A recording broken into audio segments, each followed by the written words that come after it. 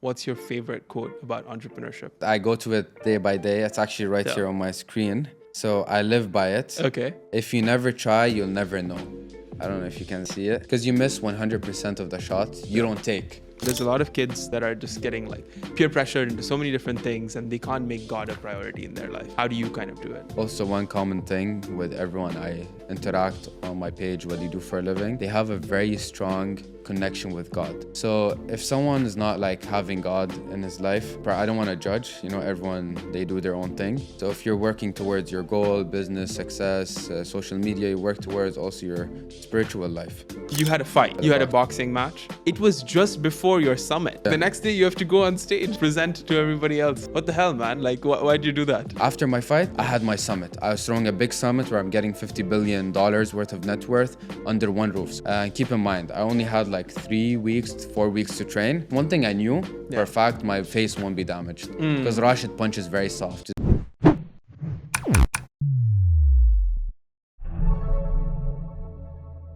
What's up, everybody? Welcome to another episode of The Real Ones. Today, I'm joined by Ayman Yaman, the very viral sensation, I would say. And he's known for one very phenomenal phrase. And that is, what do you do for a living? And then it also has now become, how much do you pay for rent in Dubai? And then there's also, how safe Dubai is. That's another one? So I'm getting all the right ones. Ayman, welcome to the podcast, bro. Thank you so much for taking the time. Thank you for having me. And you forgot another one, day in the life as a student in Dubai. Oh, let's go. And day in the life with my rich grandma in Dubai. Oh, okay. Everything's happening in Dubai. Okay, fair enough. Canadian University, you're sponsoring this stuff, right? But man, so I don't really see you on too many podcasts. This is once in a while that you decide to step out. I know you're very heavy on the short form content and you're always meeting your multimillionaires and billionaires and things like that. Why'd you say yes? I want to go on a podcast that's really unique, and I know it for a while now, and I know what kind of style you do, and I was like, why not? Let me explore going on a podcast with you. Yeah. So it's something fun. I hope you have fun. We go wild here, bro. So let me just talk to you about your 7-year-old self, right? What did 7-year-old Ayman want to do? 7-year-old Ayman wanted to have fun and just to enjoy life, but 14-year-old Ayman wanted to be on social media, influencer, YouTuber. It's going around filming videos. I really like filming videos from a very young age. Yeah. So you go on my Snapchat, you scroll down, you just see random videos, me and my friends. Like I was the only one just with a camera filming everyone. Yeah. And what inspired that? You just picked it up. You know that phase when everyone used to do vlogs on YouTube? Yeah. Like back 7-8 years ago. And everyone was like, yeah, I want to be a YouTuber. I want to do this. I was like, yeah, in the hype. I used to tell my mom, I want to do content. I want to be a YouTuber. She used to look at me as like, put your heads in the books. My dad used to be like, go do it. My dad was supportive. Yeah. But then eventually TikTok came around. Yeah. So I went viral on TikTok, like first couple of videos, because my neighbor went viral on TikTok. Then I was like, if he can do it, I can do it. You know, I got 20K in one video, like my third video, got like 20K views. I was freaking out. I was like, khalas, I'm a celebrity. I came inside school. I was like, no one talk to me. Yeah. It's me. I'm pulling up. I'm famous. So from one video to a video, I was doing food reviews in the beginning. Oh, shit. I didn't know that. Yeah, I was famous in food reviews, like rating Dubai restaurants. I had like 60 episodes. I did like 60 restaurants. But then, from there, I started with car. People figure themselves out when they first start. I was just doing random stuff, but it was a nice journey, to be honest. Yeah, and talk to me about your journey in Dubai and like growing up here, your family's here, etc. Yeah. So, that journey is so different for everyone. For me, I grew up in Dubai, born and raised, born and moved here 3 months after. But grew up here, seen how the Trade Center was the only building, and then you had that one little roundabout, basically. And now it's become the giant that it's become today.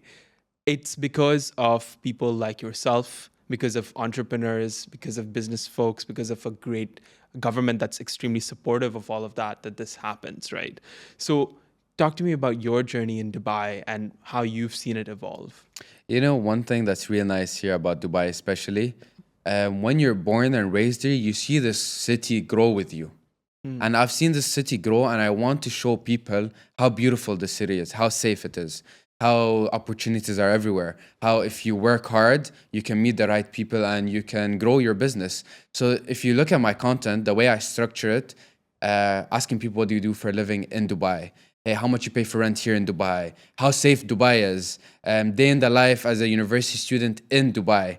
So my content's all around this beautiful city because it's filled with opportunities maybe people don't know about. They have to know that, listen, here in Dubai, you can leave your $500,000 car with its key on top of it, unseen, go, grab a workout, do a workout, grab your coffee, chill with friends, come back, no one's gonna touch it. Where did the inspiration for that come from? Yeah. People were leaving their wallet and their phones. I was like, listen, why not leave a car? Where were they? They're just leaving their wallets at like It was, coffee shops? Yeah, they're just leaving their, like, yeah, this is how safe Dubai is. I leave my wallet, my key. I was like, okay, no one's gonna steal a phone. No one's gonna steal a wallet. Now, how much is inside it? $200, $300? Nothing. I was like, why not I leave a $500,000 car unseen and see if anyone's gonna touch it?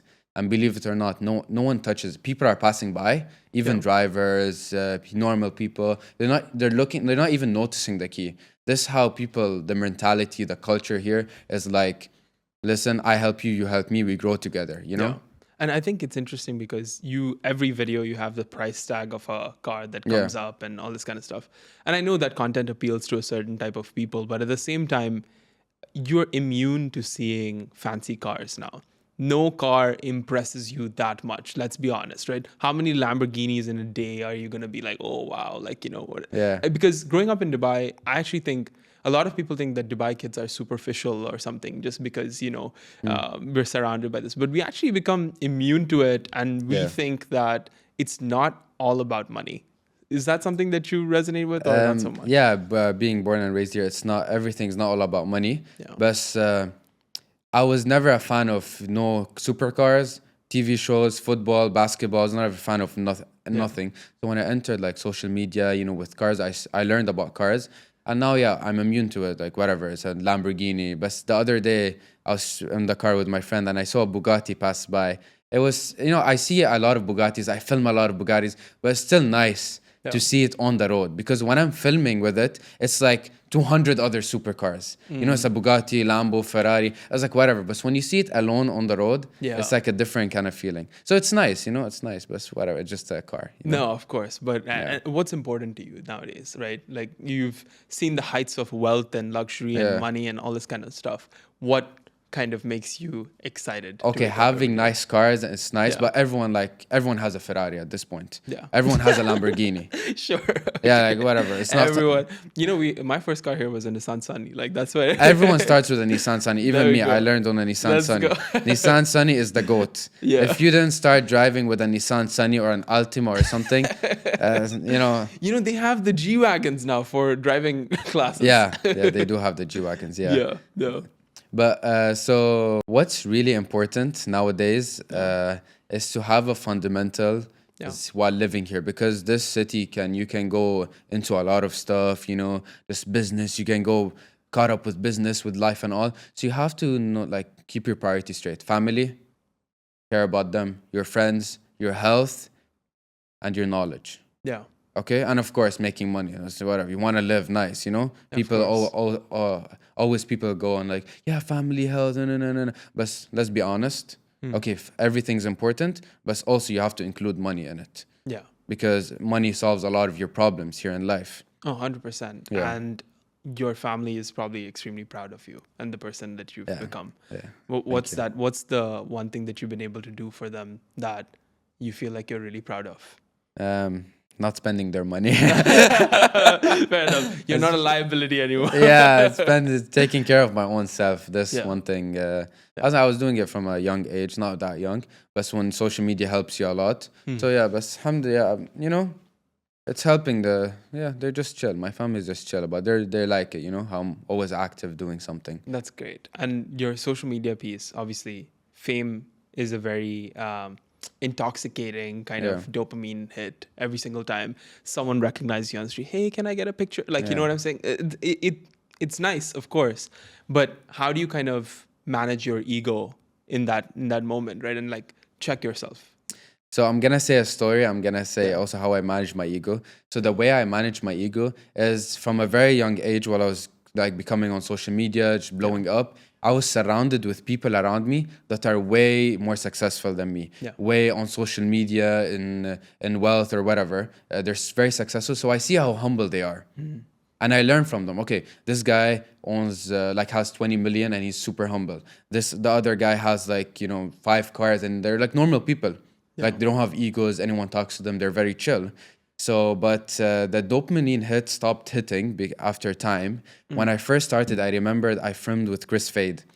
Just first started, I had like 50K followers on TikTok. When I filmed with Chris Fade, you don't understand how happy I was. I was so hyped. I was like growing here in Dubai, and I never used to listen to radio, so Chris Fade, but I knew of him. So the feeling was amazing. I felt so happy. Now when someone comes, approaches me, says hi or something, it's just like, normal, as if like I go eat with my friends, someone says hi to me, someone take a picture. What do you do for a living from here? So it became like a normal thing, when you. That's awesome, man. And obviously in the time that you've met all these personalities, you've met a lot of real estate people. Which is what we're here to talk about, right? Yes, sir. This podcast is all about real estate. All the folks watching are probably not your usual audience. They're folks that are brokerage owners, brokers who are, selling real estate, living off of a commission. Sales is their lifeblood, right? Talk to me about content that you've done in real estate. You've worked with a ton of folks. I know that, but I'm just going to let you say who all they are and it's all yours. So I've done a lot of nice content, especially here in Dubai. When your content's all about what do you do for a living? How did you make it? What's the secret of success? Can you teach us? All of that. You meet a lot of successful people who are on real estate, who do real estate for a living, either developers, brokers. You're brokerage owner, developer. Construction. Sure. And then the interiors, So I met a lot of interesting people, especially while asking them what they do for a living. And believe it or not, the most successful rich people are the developers. What do you do for a living? Hey, I develop. And one of the really big names I've asked, and I really learned from them personally, is His Excellency Muhammad Al-Abbar. I've asked Damak, Ali Sajwani, a couple of interesting names also. You've got the Danube folks as well. Danube, Rizwan Sajan, Adil, very good friends of mine. I've asked Firas, he owns the biggest brokerage, also Fan Properties. This is from the brokerage side. I've asked Farouk also. Springfield, yeah. He's been on the podcast as well. I don't like to name them all like that. No, of course. No, but that's wild. And what do you learn is the common ingredient for their success. For them, they're all very focused people. You see their lifestyle. They have a routine.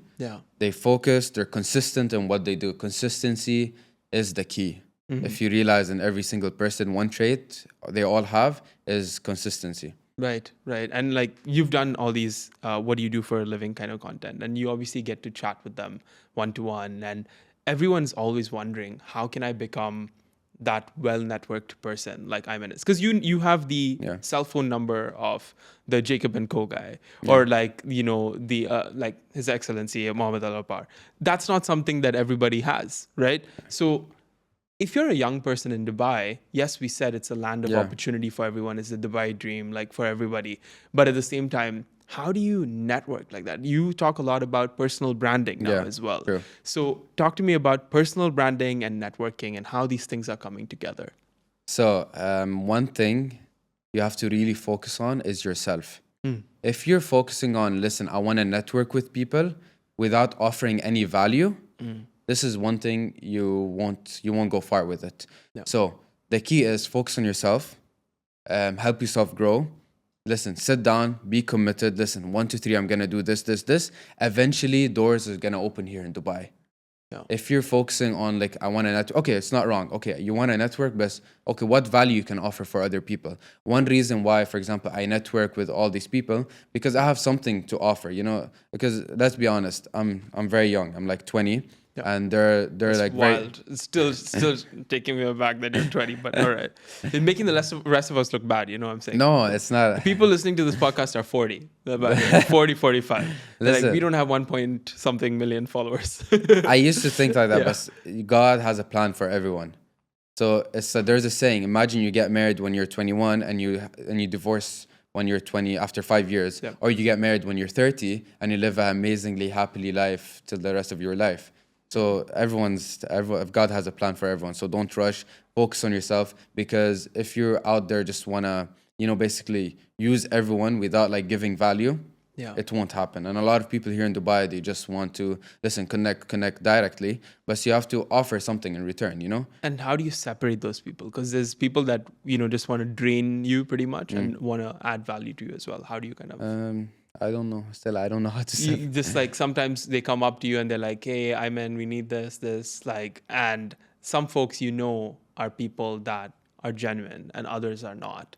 How do you kind of tune your radar to... When I first started, I didn't know. Yeah. I was very, entering with sunshines and rainbows into like, hey, I'm very happy, filming everything. Help everybody, let's go. But believe it or not, in Dubai, you don't meet a lot of people who just wanna use you. But of course, I have my brother with me, Ghazi. He really helps me a lot because he's been in the game for long. So he tells me, listen, okay, 1, 2, 3, this. Yeah. This guy just wants to use you to promote his business for free.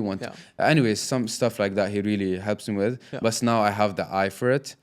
Because business is business. End of the day, I'm not charity. I don't open charity too. 100%. And what's it like working with your brother?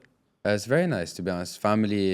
Keep family tight. Yeah. Working with family is the most important stuff. Because if you won't trust your family, who will you trust? 100%. When I first started, a couple of people, when I first started blowing up, some people wanted to manage me, but these people, their reputation in the market were not that clean, And my brother saw what's happening. Yeah. They wanted to take advantage of me, so he told me, listen, 1, 2, 3, 1, 2, 3. He helped me out. No, that's amazing. Yeah. And you obviously now manage talent as well through Bottle Flip. Yeah. What's that like, and what are you looking for in creators that want to join Bottle Flip? So basically, I get a lot of interesting stuff to film and all of that. Why not share it with other talents? Yeah. And why not, for example, I did one series, but it didn't end up happening for a while, is where with my grandma. Oh, yeah. My grandma was supposed to be like my top. I love her so much, We're filming content and she wanted that and she enjoyed it and people loved it a lot. Yeah. But eventually, it got, she gets tired and all of that and she travels a lot to Lebanon to take care of her mom. So we kept it on hold. But like that, how if you want to go viral, famous and all of that, it's not that hard, Yeah. So what are your top 3 tips and tricks for going viral? I always say that and I repeat it again and again and again. Yeah. 3 stuff you need to do. Very simple. Yeah. Be unique. Do something unique. Yeah. No one does. Consistent. Do it every single day. I don't care. Do it 3 times a day. 3 times. This is how I grew to 1 million on Instagram. I was only famous on TikTok. I was like, it's not impossible to do on Instagram. I was posting 3-4 times a day. And the third thing, study the algorithm. If you're consistent with something that's not going viral, listen, buddy, there's something wrong you're doing here. Yeah. See what's the vibe. The video's 30 seconds and the attention span is just you talking. Yeah. People's attention span is so short, so make it entertaining. Play with your voice, your note. Talk loud and talk slow, talk normal. Grab the attention, move your hands, do something. Yeah. Because nowadays, listen, I'm the worst person in attention span. My attention span is like this. I cannot sit down and watch a movie. It's impossible. Yeah. Either if the movie is just hype. My attention span is so bad. This is why I do videos that I say, okay, I'm gonna watch this video till the end. Yeah. I base it on myself. And what are you looking at when you're looking at the stats, or what are you watching? What do I look at? When you're evaluating performance people's of like, watch time, 100%. Watch time. Likes, comments don't really matter. Yeah. Shares, okay, it matters. Yeah. But watch time is the most important thing for a video to perform very well. For example, one of my series, this is Day in the Life as a University Student. Okay, yeah. Very nice. The video is very fast. I woke up, I went in the car, I drove, I went to university, boom, and I'm showing everything flashy, everything nice, day in the life, food with my friends. So the video goes super quick. Or what do you do for a living? Yeah. Hey, nice car, flashy, cha-ching, price. What do you do for a living? Guy, he's funky, he's wearing something nice, he says something interesting, boom, video ended. I didn't waste your time. The cha-ching sound was the sound effect from the price, right? Of the car. Yeah. Gotcha. And even little things like that like get people's attention going. So real estate agents now make a lot of content. Yeah, that's right? good. And you've seen some of this content. You've helped shoot some of this Yeah. content. How should they set themselves apart when everyone's trying to be an influencer? Everyone's trying to, make real estate content. What should they be doing? My friends are in real estate, Yeah. and I've seen a lot of content being on real estate, and I've done a lot of real estate content for my friends. So one thing, you have to be unique. Don't try sell, because everyone's selling. Yeah. Do it in a very entertaining, grabbing the attention. Then at the end, Yeah. be like, listen, I'm selling. And do two type of content. Do the content that you're entertaining and the content that's also selling. I know I just said don't sell, but also do the content that you're also selling. Right. Because eventually you want to make money and get buyers. 100%. That's the vibe. So you do content, listen, 2-3 content of like indirect selling, wear normal, no need to wear a suit, all fancy. You look like a real estate agent. Yeah. You're not doing anything different from everyone else. Yeah. Do very chill content. You're not selling anything, but towards property, toward luxury. Don't go to content you're eating, in your field. Yeah. Then at the end, you'll be like, yeah, this villa's on sale. Maybe just a little simple CTA at the end. Call for action. So it's kind of a lifestyle almost that you show, as opposed to just the properties kind of a thing. Because nobody wants to see another video of you walking through a house kind of a thing, right? Yeah. Except if you already have a big brand, you have a base, you have a strong base, like a well-known name, then you can do whatever you want, And now you do the how much do you pay for rent in Dubai videos. Yeah. So is it awkward when you ask somebody like, bro, because normally financial transparency, that's not a thing, right? Yeah. People don't say how much money they make or how much their car is worth or how much their house is worth, but people are telling you, right? So what are you seeing about these people and their houses? And is it actually, do they enjoy living in these mansions, or is it just like depresso, just one person sitting there and like, I'm suffering from success, just crying? Yeah. When people say money does not bring happiness, it's a lie. It's a big lie. Every single person, rich, poor, normal, wealthy, humble, or anything, they all go through the same emotions. Difference, one guy has money, one guy doesn't have money. A guy who's living in a mansion will feel sad, will feel depressed, and will feel happy. A guy who's living normal life will feel sad, will feel depressed, will feel happy. A guy who lives, a very basic life will be sad, happy, depressed. Same emotions. Everyone's a human. People think rich people always depressed, rich people are always happy, rich people something. But the difference is that if someone's brought up with wealth, he won't appreciate it a lot. But having a Lamborghini, Ferrari will be something normal. It's like how we're born in Dubai, seeing a Lambo Ferrari on the street is something normal. Go in the States, you see a Lambo Ferrari, it's like, whoa, people are taking pictures. Here in Dubai, no one cares. Yeah, rent a car, yalla. Continue. Yeah, I don't even know which one is rented and which one. Ask me next time. If you want. I'll send you a picture. No, but speaking of people that grew up with money, you recently had a little encounter with someone like that. Someone with a lot of money, from what I understand. Money Kicks, was it? Money Kicks. Yeah.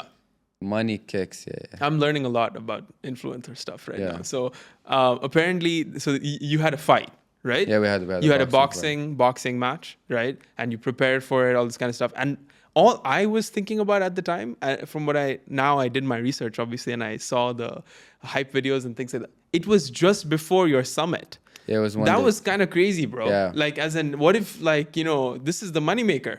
You know what I'm saying? Like, the next day you have to go on stage and, present to everybody else. So how are you, what you said, 5 billion or something, 50 billion in net worth coming to your thing on the next day, and the previous day you're taking the stress of a fight? What the hell, man? Like, why'd you do that? So for everyone who doesn't know what's happening, I had a fight. Yeah. And one day after my fight, I had my summit. I was throwing a big summit where I'm getting $50 billion worth of net worth under one roof. So basically everyone I asked, what do you do for a living? I'm getting them there. Yeah. So they proposed this fight for me. I always say the same story.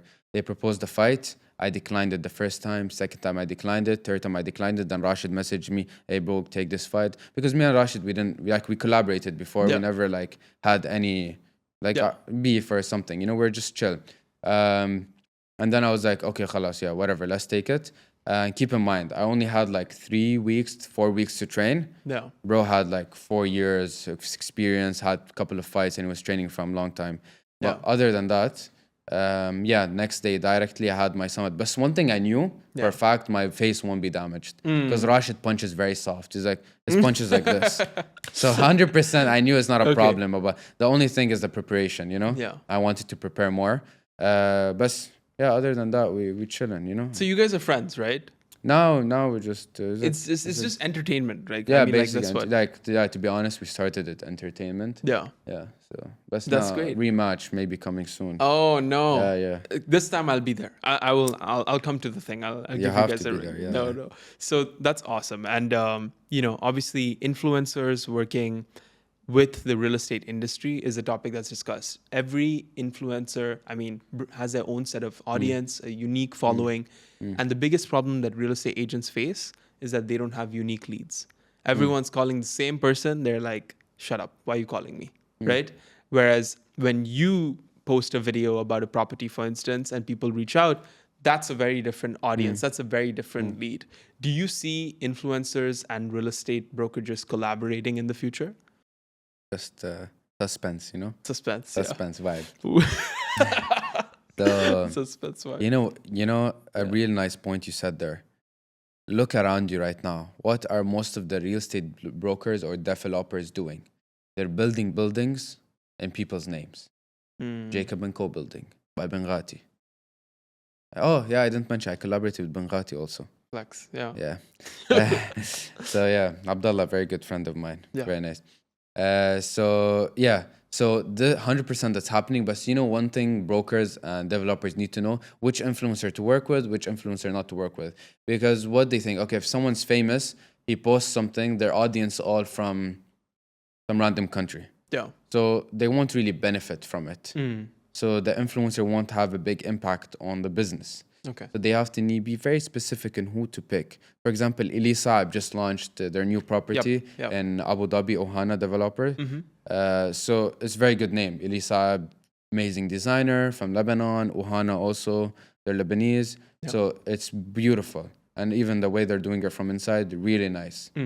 So that's something unique and people want to buy, Yeah. So it's got to be you got to match the audience. Yeah. And then only pick those in. So who are the wrong influencers to work with? I cannot say wrong. I'm not saying name drop, but like what are the wrong kind of people to work with for a developer? The people who buy fake followers. Oh wow. If an influencer is really famous, you would have hear about him, seen him, and it's better to work with. If for like you want the influencer to sell, look at his audience. You have a building in Africa, pick someone with African audience. Building in Dubai audience. Building in Abu Dhabi, see someone who has not even Abu Dhabi audience, GCC in general. Everyone buys from everyone. So yeah, if I rent a business, pick an influencer who has audience outside the country, because everyone who rents a car are coming from Europe, Germany, Russia. People have to know what's your audience, because no influencer is a bad influencer. Think about it. If someone Everyone's putting in the work, right? Yeah, but it's just different audience. No, some audience they have high purchasing power, some audience they have low purchasing power, some audience they're good for this, and the only influencer be careful with is someone who buys fake followers, fake engagement, and all of that, because it can really hurt your business. End of the day, you're paying this influencer. Listen, take this 30,000 dirhams, promote my business. This influencer has fake engagements, fake everything. Let's face it, you burn 30K just like that. Yeah, and it's not very commission driven. It's just brand upfront, awareness, right? Yeah, I don't know. I don't know if that'll change or not, but it's. I'm happy. I'm happy. Yeah, I know you're happy. But tell me about what's big for you in the next coming months. What are you excited for? So, as you know, coming months I'll launch I want to launch a really clothing line. Okay. Not merch. We call it a clothing line. A very nice message behind it. It's basically to just forget about your phones, forget about your laptop, forget about everything you're doing, and living in the moment. Because everyone, now you go out with your family, everyone's on their phones. Go out with your friends, everyone's on their phones. No one's talking to each other. Listen, God created us to communicate with each other, to go outside in nature, to have a hike, to have a swim, to go live.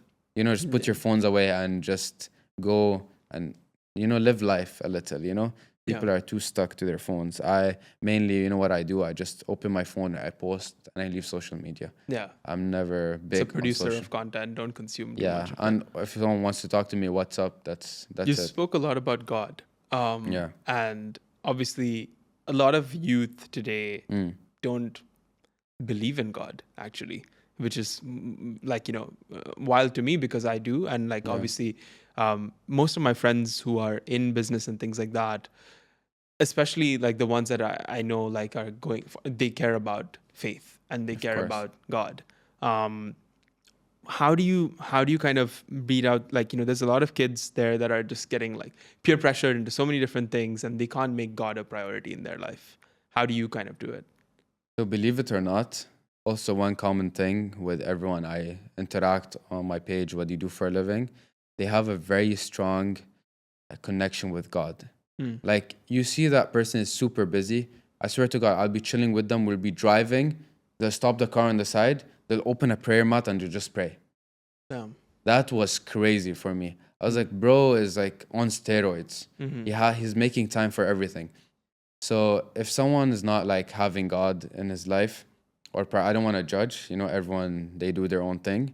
But you feel something that's missing, And when God and you're being very religious, not super religious, just remembering God in your day-to-day life. Because eventually we come here for a period of time, then everyone dies. No one lives forever. Yeah. So if you're working towards your goal, business, success, social media, you work towards also your spiritual life. Yeah. You don't have pockets in your grave, right? Yeah, exactly. But I'm not like everyone slacks. Everyone sometimes goes through a 100%. period where they're not committed a lot, then they go back. That also God tells us, I forgive you as much as you want, as long as you ask for forgiveness. We brought you here on earth to make mistakes, not to be angels. If I wanted angels, there's already angels. We're humans. Yeah. We're supposed to make mistakes. That's life. That's amazing, man. Yeah. So last two questions, right? What's your favorite quote about I thought you were gonna entrepreneurship? say, "What do you do for a living?" I was like, "What?" No, I have a separate one. That's different. I don't want to come for anybody's jobs. I'm not, I'm in the AI business. Actually, do you have any thoughts on technology and AI and all this kind of stuff? I love ChatGPT Yeah. for a fact. I love it. Helps me pass all my courses. But shout out Canadian University. shout out, actually, Canadian University Dubai, top uni. Yeah. In heart of City Walk. What kind of units in heart of City Walk? Yeah. And the timings are crazy good. Like I'm working, I'm filming, and I'm attending uni, and I'm passing all, and I'm enjoying my time. And I swear to God, I finish uni, I go out, I have a meeting. It's in City Walk. What more do you want? Cafe. Let's go. Exactly. How do you know? You know the vibe. Bro, I'm a Dubai kid. It's part. I go there to read sometimes. And on It's Tuesdays, nice. there's all you can eat sushi. I'm excited for tomorrow. Yeah. Shit. Trust me, it's good. Awesome. 159 dirham. That's too much. Man knows the prices. So, but yeah. Okay. So ChatGPT is something that you use sort of frequently, kind of a thing, just for educational stuff. How do you think? Do you think kids should be getting familiar with technology a little bit more? 100%. Yeah. No one doing books. No one's reading. No one's like, well, just ChatGPT at this point. When you're answering an exam, I don't understand why general the education system is like, yeah, you're not allowed to use your phone, bro. In real life, I just pull up my phone and just use it. Yeah. But sometimes to have good fundamentals, think quick on your feet is not bad, Yeah. We'll appreciate it more. And knowledge for the sake of, actually trying to learn something that you're curious about is different from knowledge that you're just doing to get by, kind of a thing. Yeah. No. So, final two questions, like I said. What's your favorite quote about entrepreneurship? Quote, I go to it day by day. It's actually right here on my screen. No way. Yeah. So I live by it. Okay. If you never try, you'll never know. I don't know if you guys see it. Yeah. This quote, because you miss 100% of the shots, you don't take. Yeah. So if you take it, at least there's more chance of you getting it if you never even tried. So recently, I'll say an interesting story. Recently, I missed one event. They invited me here to film with Will Smith. Yeah. I forgot about it. It was like 3 days ago. I totally forgot about it. Like meeting Will Smith and filming with him, something crazy. Yeah. Yeah. Here in Dubai. But then I missed it. But then I was like, I missed that opportunity, you know? I never even tried going there even. So we had some connections, so we talked. He was going to Saudi. So we're close to the people in Saudi. We talked to them, and they're like, yeah, there's an event here in Saudi. Come and film with Will Smith. But it's gonna be hectic in Saudi. It's not like here in Dubai, you'll have like a private place for you to film with him. Like, you guarantee you're gonna film, but maybe, you know, something happens. Yeah. I was like, at least I want to try, you know? Yeah. I booked a flight same night. I went, traveled all the way to Saudi. It was a lot of people were there, but I had the red carpet access and all of that. The first time I couldn't film with him, it was really quick. Yep. But then after like an hour, he came out again. He was doing something. He came out, he said hi, we dabbed it up, then we filmed a quick video. Yep. So that was exactly So what you the went coach all the said. way to Saudi without knowing if you're actually gonna, Yeah. you know, and then you got it. Basically. So if you never try, you'll never know. 100%, So man. If you didn't ever shoot that first video of the what do you do for a living, Yeah. may not have happened. You know what I'm saying? Yeah. No, that's awesome. And my last question. This is freaking weird because I didn't know that you were 20. My usual question, and again, most people on this podcast are 40 plus, Mashallah. right? Is what advice would you give your 21-year-old self? 21. But to you, I feel like it needs to be 19 or something like that. Yeah, last year. 19, let's go. Okay, cool. So what advice would you give your 19-year-old self? I feel one thing I wanted maybe to do while I was younger. I feel, you know what I feel? I feel everything I went through is for the right reasons, you know? I learned from them. So if I tell myself something and it changes, I feel it would change the path of life where it's taking me. Yeah. But maybe I'll advise myself, be more consistent. Because I started YouTube 3 years ago, maybe 4 years ago. I did my first vlog and I just forgot about it because I was purely lazy. Not because I didn't have enough time or didn't have enough content or nothing. So one thing I really wish I told myself, listen, buddy, put your head in YouTube, do it. Would have been amazing. But still, I'm doing it now. So alhamdulillah. Yeah. So yeah, so this is one thing. But you know, it's like the most successful people are the harshest on themselves. Like, you know, you say that, but at the same time, you're pumping out a video almost every single day on every other platform. It's not easy to stretch yourself onto everything, right? So like, I mean, kudos to you for doing that. And man, it's been a pleasure. It's been a pleasure having you on. Any final thoughts you want to leave the audience with? Fear, guys. Fear is the biggest reason for holding you back. Be fearless. Be relentless, because fear is something you really need to accomplish. Be fearless, guys. Just go and do it. Well, that's been this episode of The Real Ones, everyone. Ayman, thank you so much for taking the time. Really appreciate it.